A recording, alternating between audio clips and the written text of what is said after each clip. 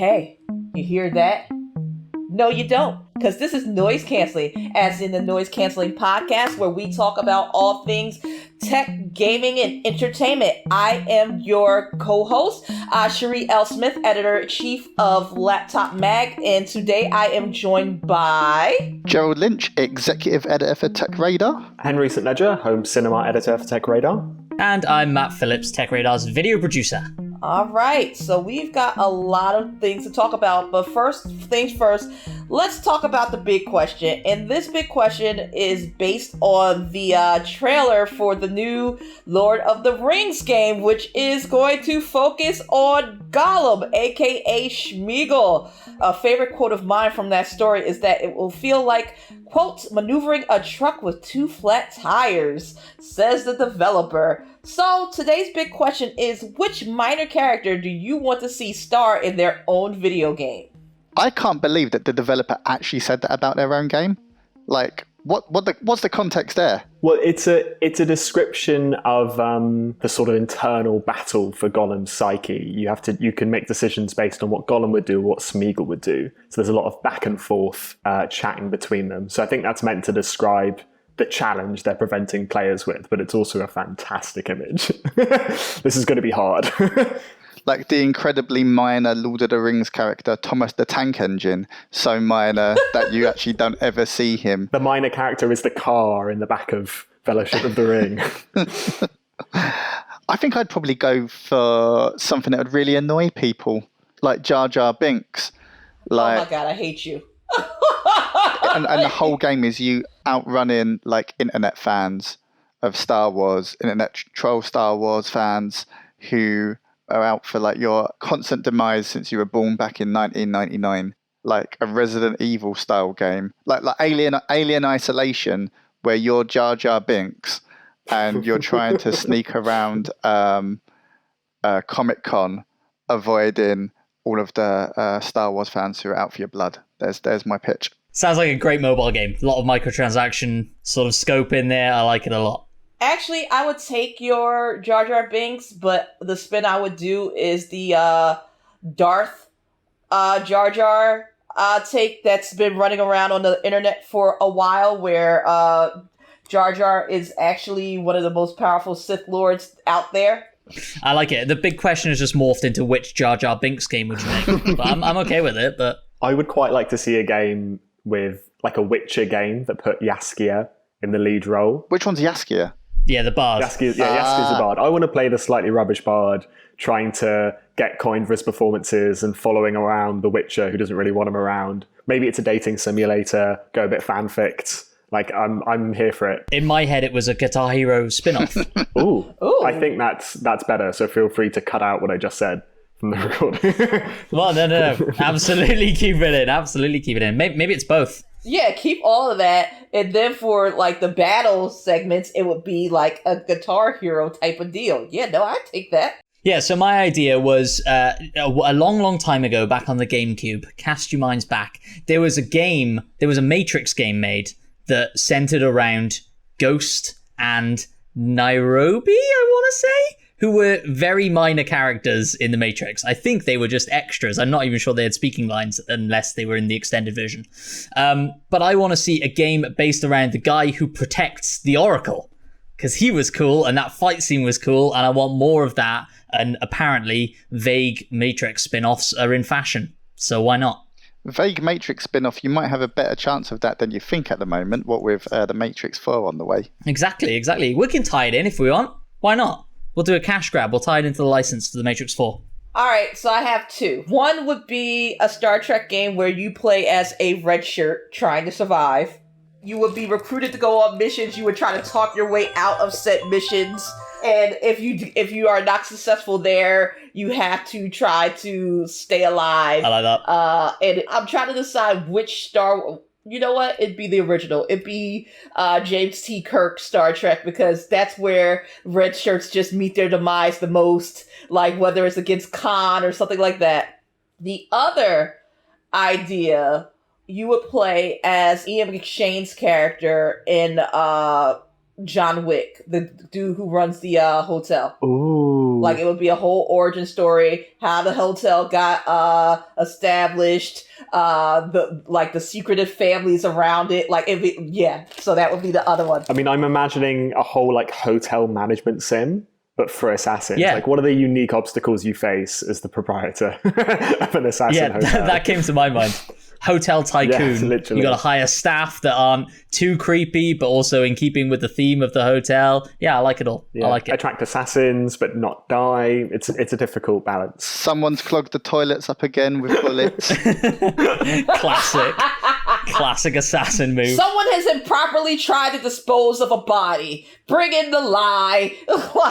We need a seminar on proper body disposal, which is very expensive. All right, so this week's winner is going to be Henry because I need that Dandelion game. I need more Guitar Hero in my life. Why did they stop making Guitar Hero? Licensing and the cash grab of having to buy new instruments every game. Yeah, I want a I want a harp peripheral. You know, I think a lot of people would drop $60 into that. Definitely, I would. Do you remember the short-lived DJ Hero? Oh yeah, that looked so cool. That was so good. I wanted to bring that back. I really, because the mixes on that were amazing. The best one was they brought out Guitar Hero for the DS, and it plugged into the back of the Nintendo DS, that and was you my had favorite. So good. Riffing on my DS on the school bus. Loads of friends. All right, so let's talk DC fandom. Like another virtual event taking place in the year of the worst year ever. But we've got some bright spots out of that. So we've got our first peek at the new Batman movie, which a lot of people, including myself, were a little skeptical about because you must be skeptical about a Batman movie before it typically turns out well. Arkham Knight, Suicide Squad movie and game, and the 4-hour Snyder Cut. So let's just jump into this. Cool. Should we take it from the top then? Let's take it from the top. I quite liked the Batman trailer. Now, I've got a lot of love for the director, Matt Reeves. So if you're not familiar with Matt Reeves, he's the guy behind the Planet of the Apes remakes recently. You know, the ones with what's his name? James Franco. Serkis, Andy James Serkis, Franco. Yeah, Andy Serkis. Now, those Planet of the Apes films had no right to be anywhere near as good as they are. And I think they're one of the most underrated blockbuster franchises of the last 10 years or so. Now, if anyone can take something a bit silly, which, Batman inherently is, however hard they try to make it, and however dark they try to make it, it's a posh lad running around beating people up in it, which just, don't happen, right? But Matt Reeves has got a great eye for emotion and for action. He's able to make a film that's moody, but also has a lot of heart in it. I think if you think of special effects films as well, it's really difficult to make them wondrously emotional. The Planet of the Apes films, 3 hours of CGI monkeys having little chats, right? And I loved them. having little chats, having little scrapes, and he does such a good job with them. Obviously that helps with Serkis' great performance, and the effects work there was great as well. Now, if you're going to tell me that there's going to be someone who's going to go and take on a dark but grounded Batman tale, I think he's so well placed to tell it. He knows how to handle a blockbuster, but he knows how to handle it with a bit of spirit and all of the trappings of these effects-laden films that we need that we go to see these days, if not need. So I've got a lot of hope for the Batman, if only for the director involved. I'll jump to the other side then and say I am skeptical. I think from what I've heard, this film is not done shooting, and that a lot of the footage in the trailer was kind of all they have at this point. They're going for quite a unique look, right? But certainly for Batman himself, and the Batmobile is quite, new looking. It's not kind of the typical look for the Batmobile and stuff like that. But it seems and DC have a habit of doing this when they're making movies and games and everything, they are trying to cram every little bit of Batman lore into this movie as they possibly can. There are hints to everything and everyone in this trailer, and so that makes me a little skeptical, a little worried. I would love kind of a reset and a back to a grounded Batman with one villain who isn't necessarily supernatural in sort of the way they are doing things, but I don't think that's what this is going to be.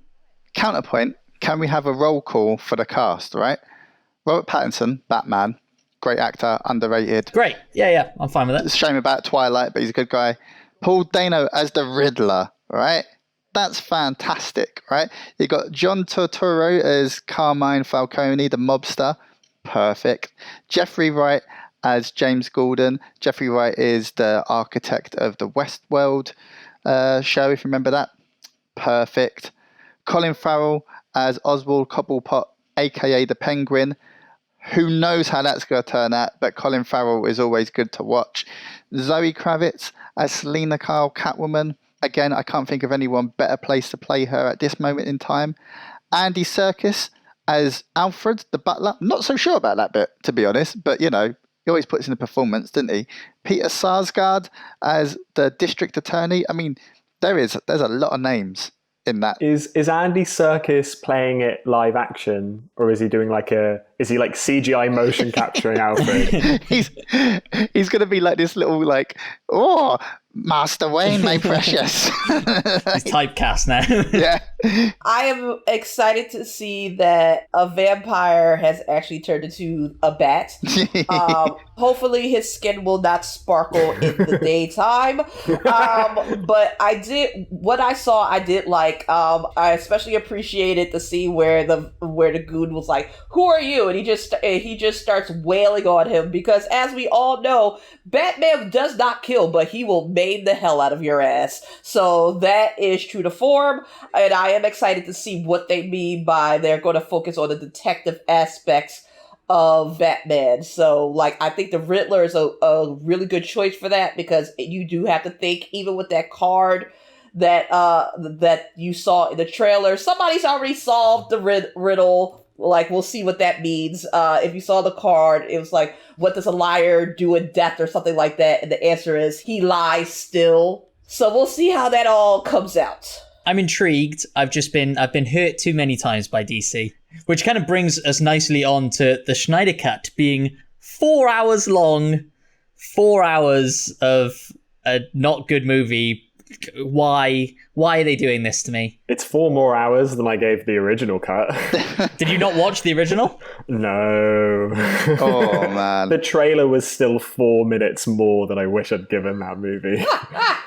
No film needs to be 4 hours long, let alone one of the worst films ever made being given the opportunity to be an extra 2 hours longer than it already was. Well, it's going to be 4 1-hour parts. Released on HBO Max, and then he did hint that they're thinking about international audiences. What that means for us in the UK, who knows? We'll be able to watch it somehow, but who knows how. But yeah, I mean, there is a certain sort of morbid curiosity. You know, how do you give somebody $10 million? Was it $10 million they gave him in the end to create new CGI scenes to rework a film that was very poorly received with some of the biggest A-list actors in the world in it? How would you go about that? I mean, I'm a video producer, and that idea of re-editing a film like that and creating new scenes for it is just horrific. Why? So my thinking is, right, so the backstory here is that Snyder gets pulled off the original Justice League movie halfway through, right? Joss Whedon comes in, finishes it up. There's kind of chit-chat that it was forced out quickly before the Warner Brothers and AT&T merger happened so that executives could get their bonuses, right?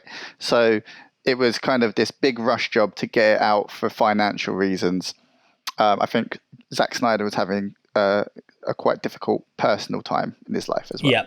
So, you know, there's lots of stuff going on that you can say, okay, cool, maybe this film had things stacked, the odds stacked against it before it came out, right? But let's dial our memories back to Batman versus Superman, when he had nothing against him, right? When he had the biggest budget in the world, the sort of masthead for a film that is a license to print money, right? Batman versus Superman is balls. Is balls. Please don't. That film is Please balls. Right? Please don't. Martha! Martha! Well, oh my God. Do you bleed? We'll find out. Like, So like if like he can't get it right when he had everything going for him anyway, you know, like it's a moot point. I think the argument is that Man of Steel and Batman v Superman had a direction that they were going, right? Whether or not you like it or you don't, thematically, they are similar movies. They are dark, they are gritty, they are somber.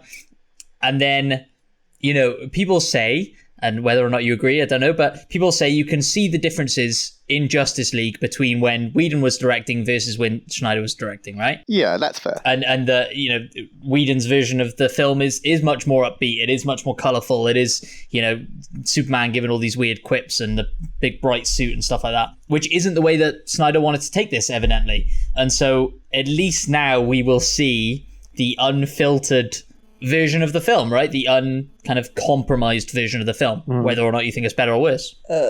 See, the problem is it's already compromised, right? You've got he can't go back in time, pull this set together, especially now with what's happening with the world in terms of COVID and productions being halted anyway. All he has is what was left on the cutting room floor, and then the gaps that were filled in by Whedon in the first place. So whatever way it goes, he's got a get out of jail card. It's a compromised vision regardless, 100%. because he can't go back and remake what couldn't be done at the time, you know?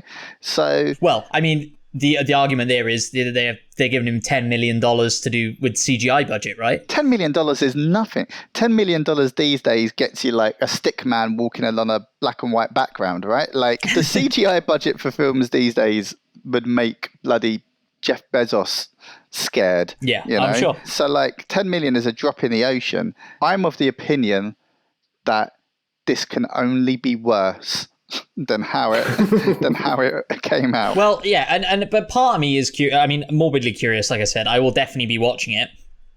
I am kind of more excited in a weird way that it is 4 1-hour parts, so it's almost like a mini series. I think that idea suits me better. Like if they'd announced the Batman, the Robert Pattinson film that was going to be that, and I'd seen that trailer, I'd be like, oh, brilliant. Okay, we're going to get 15 episodes, hour long each, that are going to build this world. But the fact that they're trying to shove so much in is not suiting me well, I don't think. But there we go. All right, let's talk about something that actually gives people hope. The games. Ooh. Games didn't look good. Some hope. Oh, Some hope. Come on, Gerald. Come on, man. Why are you like this? Why are you like this? I know. I'm down on it this year, right? Oh, we're flipping again then, Gerald. You're down and I'm up on this one. Here we go. We're flipping again. I'm sorry. I'm down again. It's not like me.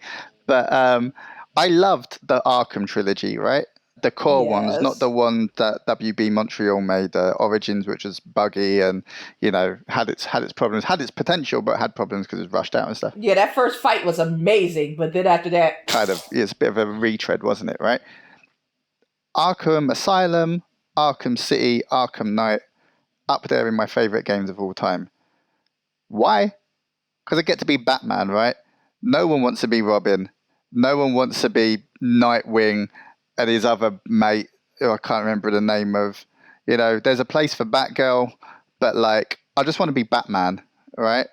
And like, well, you can't, can you? You're his mates. you're the Bat Kids. No one wants to be the Bat Kids. Oh yeah, I do. Yes, the hell I do. I would have walk around with as Batgirl, just kicking ass and taking names. And speaking of ass, I definitely want to be Nightwing, the best ass in the DC universe. Yes, I most certainly do. I'm disappointed that the Robin in question is Tim Drake and not Damian, because if it was Damian, I'm all for Killer Damian Wayne. All for it. And yes, I want some Red Hood action. What's wrong with you? Who wouldn't want to be crazy Jason Todd? I can't believe you took that hot take. That's the wrong hot take. So I think my other worry is that, correct me if I'm wrong, but this is going to be more like a live service game. Is that correct? So my understanding of it is it's a single player focused game that you can play co-op if you want, which is interesting, versus the Suicide Squad game that got announced, which very much seems to be a live service game, kind of tackling the same audience demographic as the new Marvel game that's coming out, which is kind of going to be this game where you build loot and you kind of keep playing over and over and over again with your friends to keep that train rolling. Like, I heard that Gotham Knights is a sort of game where, you know, you slap the Riddler around the face and then like the number 24 pops up above his head, you know, because he's dropped 24 hit points. It's one of those sort of things, right? I'm not sure. I mean, from the limited gameplay that we saw, enemies definitely had levels, which is a new thing to the series that hasn't come in before. So yeah, I mean, there are certainly hints of these kinds of things happening, but I think there's a hardcore sort of single player. I want my games to be single player, and I want an in-depth story, especially when it comes to stuff like Batman. People really care about the story. So I think they'll try and perhaps service both audiences. How well that'll go, who knows? We've got the perfect trilogy in the Arkham trilogy. So, you know, I'll just close my eyes to the rest of it. My only beef with Gotham Knights is, like, there are other members of the Bat family that are not being touched on, namely Batwing and Cassandra Cain and Batwoman. If we're going to play the Bat family, give me all of the Bat family. You damn right I want Lucius Fox's kid walking around being techie Batman, just teching the hell out of things. And you're damn right I want Cassandra Cain just assassinating the things with her and Damian Wayne. And they didn't give me Damian Wayne, so I'm still tight about that. But Cassandra Cain, Damian Wayne, just two assassins, just murdering people, maybe taking Jason Todd along for a murderous little vigilante session. Yeah, I'm all about that. That's what microtransactions are for. I can't wait to pay $7 for them. Oh yeah, we're gonna get all them on DLC 9 months on, possibly. I hope. But the cool thing about this is that we're finally going to see the Court of Owls in some major story modes in the Arkham series, because this is part of the Arkhamverse, as they are calling it. So I'm looking forward to seeing some of those baddies. And of course, like, if anyone thinks that Batman is truly dead in this game, you come on now. Stop it. Spoiler alert. Potential spoiler alert. They've had 4 years, Matt. Fair enough. And with that said, like, there were some wild phones that got launched today. Well, got leaked or saw or spotted, whatever you want to say. So LG's not giving up, and I respect it. They are launching the Wing, and so it's like it's another take on a dual screen. So the phone, like, does it flip out? Like, how does this work? Did anyone see this yet? Yeah, so it's on like a little pivot, right? And you get like half the screen stuck to the side of your main screen, right? Yeah, something like that. Something like that, indeed. Yeah, it's pretty unclear. Listen, I love innovation. I respect LG for doing this. I don't know if I need it. Like, I actually prefer their Think phone, where you just pop another phone into, like, you basically get 2 phones in one. I prefer that take on this, but I guess LG wants to take flight, so to speak. I think it's an interesting time in phones, right? And I think somebody like LG could come, like, I think foldable phones are definitely the future, right? And I think we're all going to have foldable phones in 10 years' time. How those phones will fold is the interesting thing, right? And the thing that nobody really knows yet. And everyone's doing differently. Exactly. Yeah. And so why not? Kind of, I mean, it looks ridiculous. I'm looking at the screenshot right now. It looks ridiculous. All right, they haven't sold me on it initially, but why not experiment? You know, when we're in this time of change, why not try something different? And maybe it will be the thing that captures everybody's sort of interest when it comes to foldable phones. And, you know, if you can make it significantly cheaper because you've got 1.5 screens instead of 2, maybe that'll attract some people. I can imagine the boardroom meeting where they came up with this idea and decided to go ahead with it. Whether or not it was the right idea to go ahead with, I don't know, but I can see how it happened. LG's like phone division, there is someone there who must know where all the bodies are buried, right? Because every year there's some crazy idea that no one is going to buy that they put out. So there was that phone that was basically just 2 phones stuck together a year ago. Can't remember what that was called. It was like dual screen, not a fold, but, you know, dual screen, then you'd clamshell it together. They did that modular, was it the G5 or G6, that you had all these little components that you could plug into the bottom. So you had one that improved the camera, improved the battery, all these like sold separately extras. About 5 people bought them. Like, who keeps signing this stuff off? I'm finding a weird deja vu with all of this like dual screen phone stuff. Just given that Nintendo has been making dual screen devices for well over a decade, and if anything, are moving away from that. And now all the phone manufacturers are like, wait, we could make devices with 2 screens. It's like, yeah. It's not, I'm not overly impressed. If you can get me like an iPad that folds into sort of like an iPad mini out into an iPad regular, that sort of size for a folding screen seems to make sense to me. But I mean, a phone as the size that it is now, that regular sort of one screen, 5 to 6 inches kind of size, they kind of nailed it, right? Until we get like, I don't know, AR displays in our glasses or whatever, I think we've hit the zenith. Maybe we should just stop. Let's just enjoy this great moment where some things have been perfected. Nah, just keep twiddling it. I love it. Like I love outlandish design because just when you think that you can't do anything else to a phone because it's a rectangle, maybe with some curved edges, maybe with LG comes out the blue and hey, let's stick another phone onto a phone and have it flip out. I love it. I love the insanity of it. I love the innovation of it. So I'm always here for innovative things like that. Like, is it practical? No.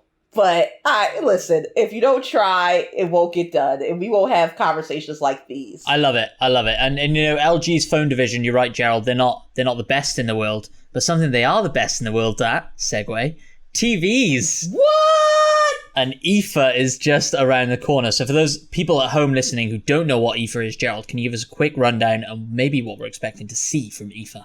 So IFA is Europe's biggest tech conference. It's basically, our side of the pond's answer to CES. So IFA stands for, bear with me guys, I'm going to attempt some German. Good luck.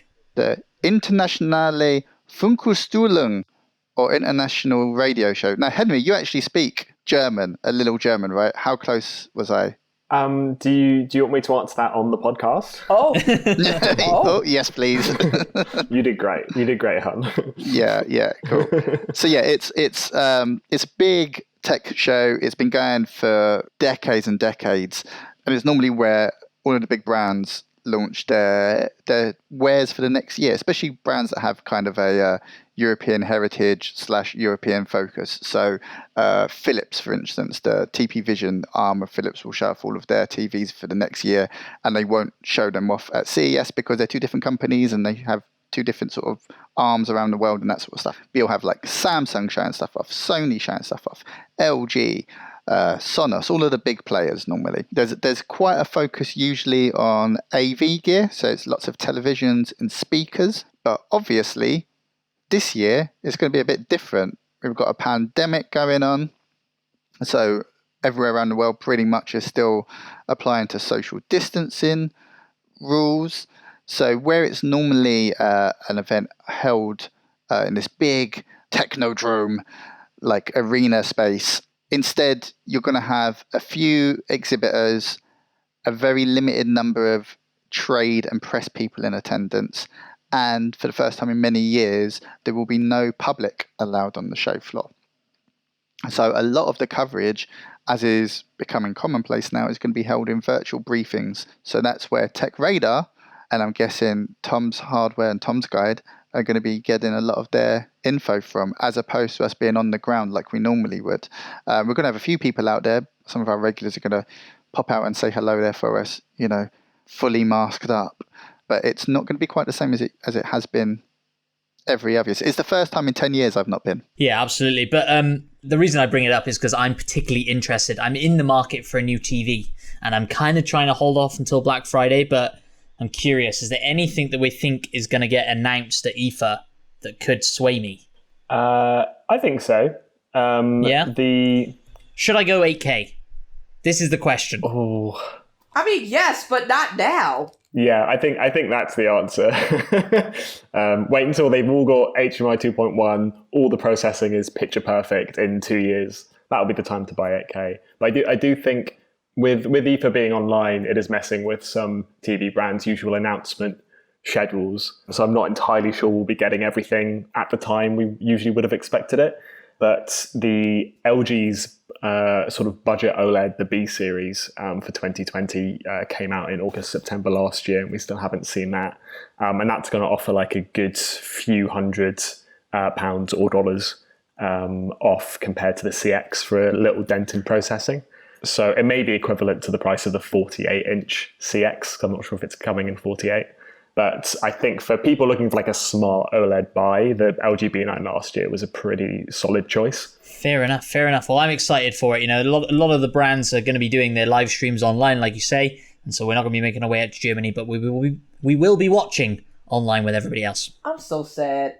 Like, I finally got to go to IFA last year. And while the messe where they hold IFA is messy because there is no rhyme nor reason to the categorization of the buildings. Like, you'll start off in 1A and then the next thing you know, you're in 2Z plus B solve for Y hall. And, but it's a great time with a lot of incredible tech. Samsung did this whole, like, Home of Tomorrow theme last year. I'm just sad not to be at these events in person anymore, and I'm hoping that we could get back sooner than later because it really is a sight to see it in person. Like, the virtual is nice and it's concise for the most part, but it doesn't help convey the feeling of excitement that you get from seeing it live. Yeah, everything we write, it just becomes so much more speculative as well. It's, this TV sounds cool, it looks like it does this, but unless I'm really standing in front of it, how much can we trust our takes? How am I truly meant to appreciate, you know, what the TVs have on offer if in one hand I don't also have a plate of currywurst and in the other a 2-pint stein of lovely German ale? Absolutely. And it's typical that we launch the Noise Cancelling podcast in a year where there are no events. And Sherri, we can't get to the same country as you, no matter how hard we try for our first proper in-person recording. One day. One day indeed. Look, I think we've got time for one more news story. So I'm going to let you guys pick. Do you want to talk about how the PlayStation 5's DualSense can log you in based on how you hold the controller? Or do you want to talk about Tenet coming to cinemas? I kind of want to talk about Tenet. Okay, let's hear it. Talk me through it, Sherri. I've not had heard anything about this because I know I couldn't go to cinema to see it, so I've been kind of keeping my eyes shut about what it is until I can finally treat myself to going. Well, it's the new movie from Christopher Nolan, dude behind Inception, and it looks just as trippy as Inception. So, some kind of way Nolan is tackling time travel. I'm like a time distortion. I'm not even sure. All I know is that in the trailer, John David Washington, Denzel's fine ass son, is catching bullets. Like, I don't know if the bullets are going back in time, going forward. It's some kind of weird thing. Apparently he passes some test when he tries to off himself to protect government secrets, and he's initiated into this secret underground clandestine organization that I don't know what they do. It just looks trippy. I want to see this movie. I'm not sure if I would have risked the Rona to go see it, but when I do see it, I know I want to be high as hell on an edible. Well, unfortunately, we're not allowed to do that in the UK, but we are allowed to go to the cinema. The question is, Henry, do you want to go to the cinema? I'm holding off. I get you. And I think this depends on, I feel like different cinema chains will be tackling the problem differently. I think, with proper spacing, limiting of tickets, I don't think it's stupid to go into the cinema, but knowing the way that most cinemas are shaped, like you're usually having to grind up by several people when you go to take your seat.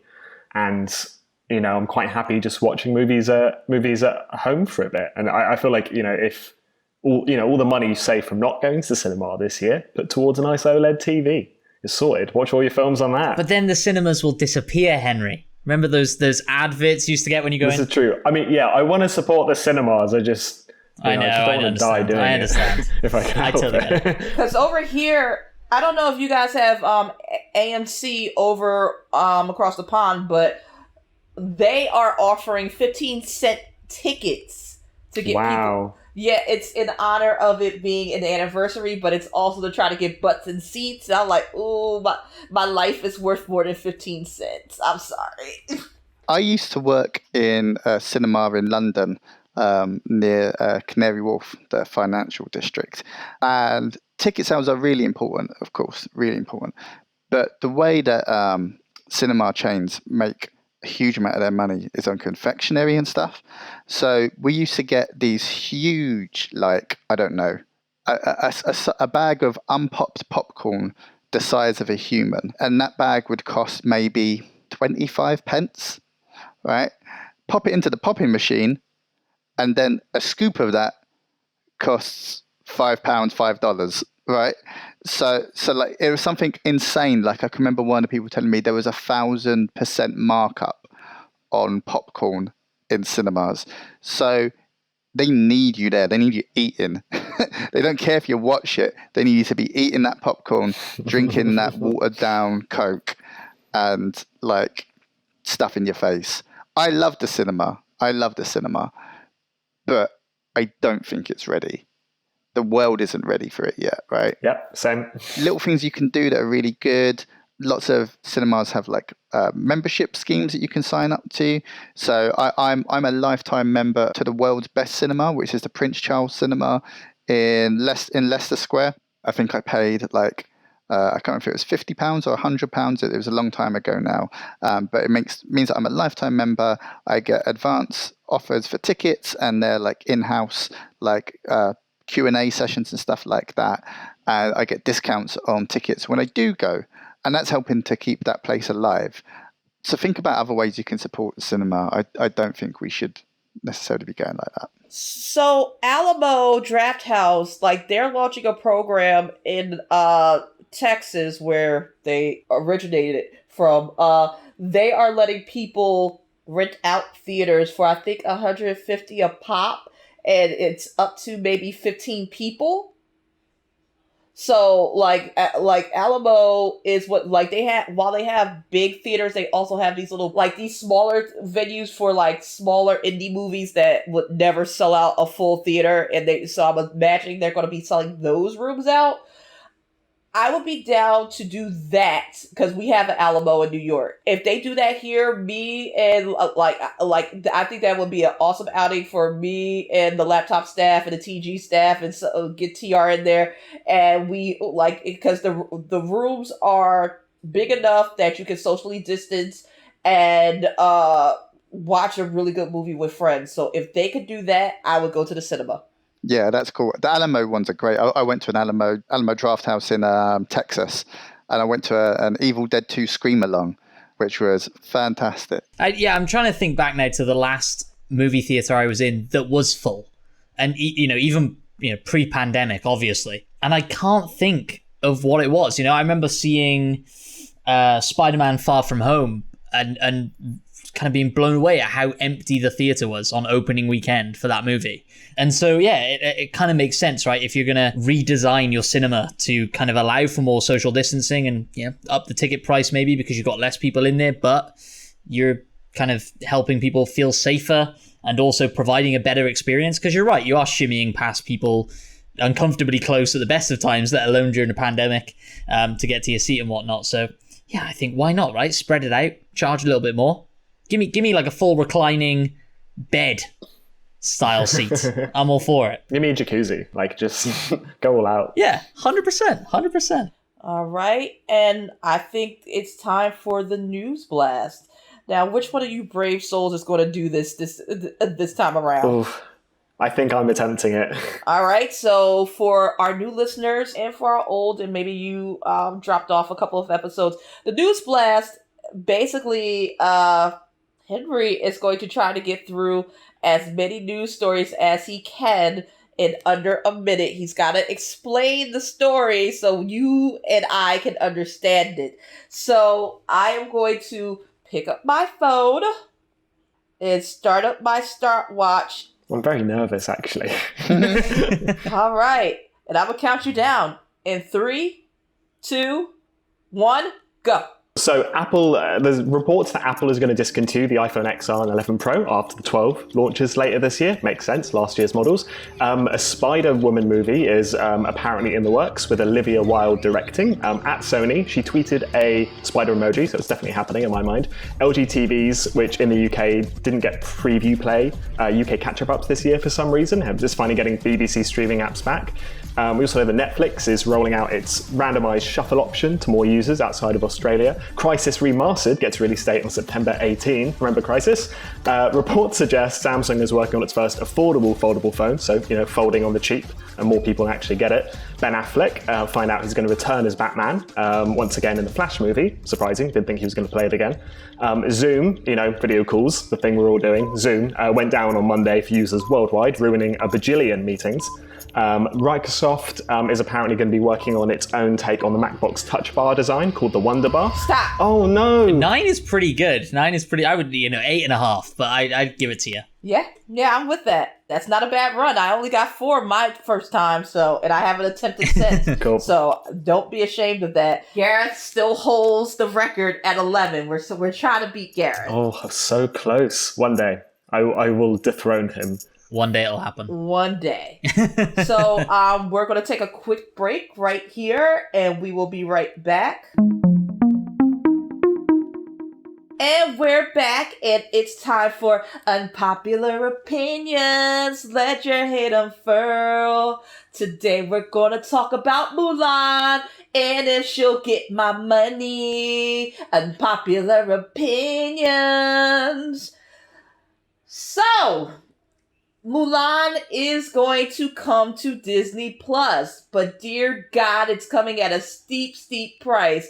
Disney thinks that you are so hungry for entertainment in the darkest timeline, that you will pay $30 to see Mulan. Is anybody going to do it? Well, $30 plus your Disney Plus subscription, which is mental, right? And I think in the UK they've announced it's going to be £20, so we're getting a little bit of a better deal out of this than you guys are. Well, not as good a deal as French Disney Plus users. Oh, really? Ooh. Who get it for nothing. It's part of their subscription in France. No way! How did France get that deal? You're joking. That is shocking. That is the most shocking thing I've ever heard in my life. How dare Disney? Yeah, I think Disney are getting a pretty bad rap when it comes to their Disney Plus service. They when they released Hamilton, right, the other month, they said, oh yeah, you can watch Hamilton, but not on your Disney Plus free trial. No. You have to subscribe if you want to watch Hamilton. And so, yeah, they are coming across as this evil corporation. But, of course, they haven't been able to release movies like they want to. And, rumors are that there is an Avengers Endgame sized hole in their sort of ledger from this year, because they just haven't been able to make the money. So they've got to make it somehow. And if charging 30 quid for Mulan means that we'll get the next Disney live action remake. Actually, no, you know what? I haven't enjoyed any of the Disney live action remakes. I don't want any of them. Just stop them. Yeah, I want Mulan. You want Mulan? You're excited for it? Yeah, I want this. Even though it will not be musical, I am here for live action Mulan. I think it's going to be beautiful. I think it's going to be action packed. And I think it's going to be one of the few good live action remakes. But you're not happy about the $30 price tag, right? So Hell what? No. What do you think the price point should be? I think it should be rolled into my Disney Plus subscription. But you know what? Now that I think about this, all right, I'm a bit of an ass because I just thought about this. I'm like, am I paying for Disney Plus right now? No, I'm not, because I have a Verizon Unlimited plan, and that is baked into my Verizon subscription. So I am not paying for Disney Plus. So you know what? I'm going to withdraw my saltiness about this. I think the big problem here is not so much that you have to pay for it, right? Because it's a brand new film. If this was in cinemas, you got to think of it as well. Like, if you're paying for it on one screen, you're paying for it potentially for an entire family. There are some of us who are, live alone or whatever situation. And yeah, okay, $30 is a steep price, right? But if you were to see it in the cinema, you'd be paying maybe $10 a ticket. You could get 6 people sat around the screen. It's actually kind of a bargain, right? What is really kind of frustrating is that even if you pay that $30, if your subscription drops, you then can't access Mulan again. Which is crazy, yeah. I feel for that it should be a purchase, surely. Yeah. Yeah, I think they should, like, you know, cut the ties, take the loss, and say, okay, look, $30, and then you can watch it whenever you want. 100%. Also, to clarify, the French free release is going to come later on down the line, which makes me think maybe that's just when it's going to come onto Disney Plus anyway, right? Also, think about that person who buys it on Disney Plus the day before it lands on Disney Plus, right? Like, what happens to that person, you know? Interesting. If they made it a purchase as opposed to like a long-term rental, they'd have had a bit more love for it. But they've shot themselves in the foot by making it this sort of halfway house between ownership and rental. And that's kind of the problem with the streaming landscape in general, right? We never own anything, no matter how much we pay for it. Disney had an opportunity here to kind of address that balance in a more meaningful way. Heck, make it $40, but let people own it afterwards, you know? Yeah, or give the option, you know, like rent for 25, buy for 35. Like there's some consideration that it didn't happen here. I think yeah, they're trying to kill too many birds with one stone, right? They're trying to make Disney Plus seem more appealing. They're trying to give you the movie you want, where you don't have to go to the cinema. But they're not hitting any of the birds with any stones. I've run out of this analogy already. But if they'd come out and said, look, it's 30 quid and you can buy it and it's separate to Disney Plus. It's not a Disney Plus thing, but you pay 30 quid and you've bought it and you own it. If you're already a Disney Plus subscriber, you can pay 10 quid and then you just get it on Disney Plus. But if your subscription lapses, you lose it. But one of the reasons that I brought this up today and that we have all these opinions on it is I realize that I'm a bit of a hypocrite, because if they come out tomorrow and say, we're doing the exact same thing with Black Widow, I'm all in. They're getting my money immediately. I'm such a nerdy Marvel fanboy and I'm so deprived at this point. I think it's the longest period of time in 10 years that we haven't had a Marvel movie, and I'm feeling withdrawal symptoms all over my body. Well, the interesting thing there, though, as well, is you've got an ongoing series, right? You've got this ongoing storyline. They all feed into each other, and you're going to feel the spoilerdom, right? If you're not able to access that the day that everyone else does. Mulan is a story we all know from the animated original. I'm sure the live-action version will take some different paths and some different choices, but it doesn't have that kind of the spoiler potential, you know. Like imagine if we were talking about the last ever episode of Game of Thrones here, right? Like which could just have easily have happened in, like, you know, or the Rise of Skywalker, right? And we all wanted to know what was going to happen at the end of Star Wars. Spoiler for anyone who hasn't seen Rise of Skywalker yet, it's rubbish. It pains me to say it, but it is. Mulan should be like this little nostalgic treat, right, for people who loved the original. And then you get to dive in and you get to enjoy it again. Had it been a serialized piece of content, people may have been more willing to say, okay, well, look, I just need to get this in my eyes, you know. So I'm not so sure they've made the right decision with anything here. What do you reckon, Henry? What should the price point be? What would you be tempted to buy Mulan for, plus your Disney Plus subscription? I mean, for £20 in the UK plus your Disney Plus. Yeah, I'm totally going to do it, to be honest. I feel like, but, you know, again, I live with one other person, and between us, you know, that feels like a fair enough split. Yeah. I think for, you know, I don't really know how you would make this fair. But I think $20 for a rent would have been fairer in the US, certainly. Maybe like 15 to 20 in the UK. But, you know, it is what it is. It is what it is, indeed. And that sounds like we're going to conclude another episode of Noise Canceling. I am your host, Sherri L. Smith, and you can find me on Twitter in the Instagram at MissSmith11. That is MISS Smith11. And of course, check out Laptop Magazine, Laptop Then, Laptop Now, Laptop Forever. Gerald, where can the people find you if they want to? scribbled on the back of your local bathroom stall. Wow. Just call the number. It's Gerald. Just call the number. Call the number. All of those numbers, they're always me. No, you can get me on Twitter at GGMidnight. So that's GEEGEE Midnight. That's from my days as a guitarist in a band that I haven't been able to fully let go of. Oh. Henry, what about yourself? Well, I don't have anything nearly as interesting, but you can find me on Twitter, Henry_St. Ledger. I exist there sometimes. Fantastic stuff. You can find me at MattPVideo on all of the socials. Make sure you go to Laptop Mag. Make sure you go to TechRadar.com to find out all about the latest tech news and reviews. And please do remember that the Noise Cancelling Podcast is part of the Audio Boom Originals Network. You can find us on Apple Podcasts, Spotify, and anywhere else you get your podcasts. Please do like and subscribe on all those platforms. It helps us out massively. And please do remember to head to Audio Boom and check out lots of other amazing podcasts, including Life's Little Mysteries.